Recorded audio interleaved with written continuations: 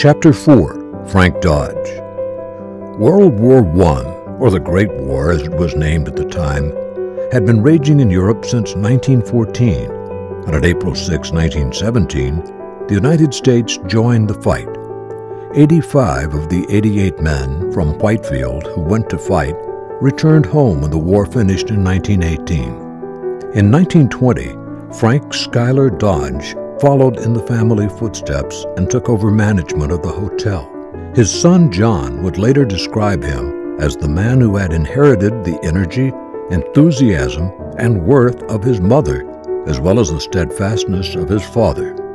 By now, the hotel had come a long way from the small farmhouse on that stormy night in 1865, but the Dodges were by no means finished with their building work.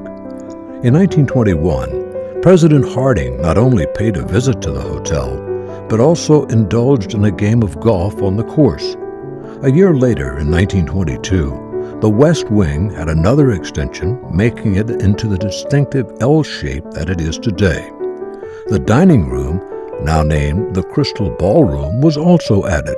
The story goes it was built in a circular shape so that no one, especially those guests aware of social standing, would be offended by having to sit at a corner table. Frank married Mary Bowden, originally a guest from Boston, in 1927. In 1928, the Dodges extended the East Wing, adding a fourth floor and a motorcar entrance. Though the railroads were still busy, cars were becoming commonplace. Guests could have their chauffeurs drop them off at this entrance. Whilst the guests checked in, bellboys carried their luggage to their rooms, while chauffeurs parked the car. Chauffeurs would stay the whole summer, residing in the building behind the hotel, now referred to as the chauffeur's dorm. They would take guests to various events and locations around the White Mountains, such as the Sunday afternoon polo matches at the Polo Ranch on the Hazen Farm. Whitefield Airport was built in 1928, and flights started ferrying both mail and passengers back and forth to Boston and New York. Tennis courts were added just across the road from the hotel, and guests would compete in tournaments. Sports tournaments were often held between not only guests of the hotel, but also guests from neighboring hotels and inns. In the evening, guests would often gather for a smoke, a drink, and a chat in the lounge where today's main dining room is located. By 1920, the lumber industry boom in Whitefield was over. Heavy foresting in the late 1800s had led to severe depletion of the forests, and companies such as Brown & Company had to look further from the mills for new land of forests and were eventually forced to close. Mills had competition from the West to supply industries such as paper pulping with timber.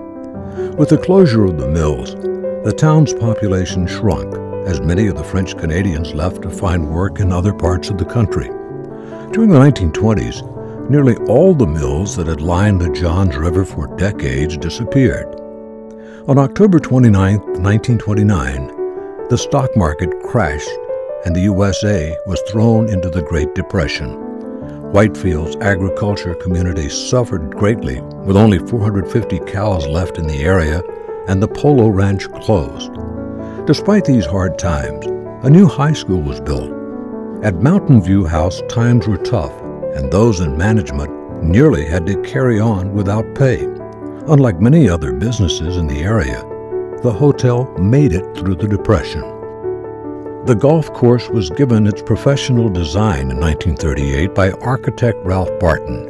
In the same year, a devastating hurricane swept through New England, the first in 69 years. New Hampshire escaped the storm's full force. However, wind speeds of 136 miles per hour were recorded on Mount Washington.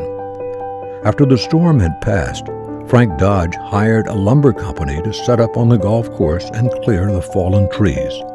He saved the timber, and the following year used it to build a sports clubhouse now referred to simply as the clubhouse.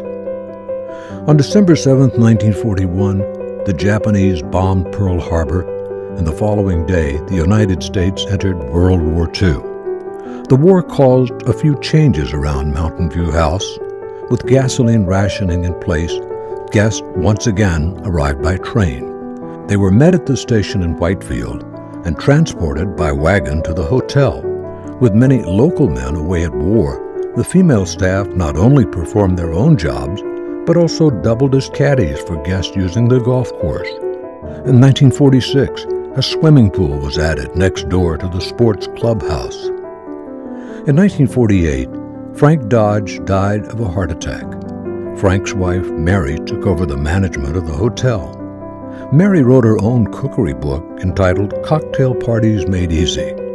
6 years later, in 1954, her two sons, Skylark and John, assumed control of the business.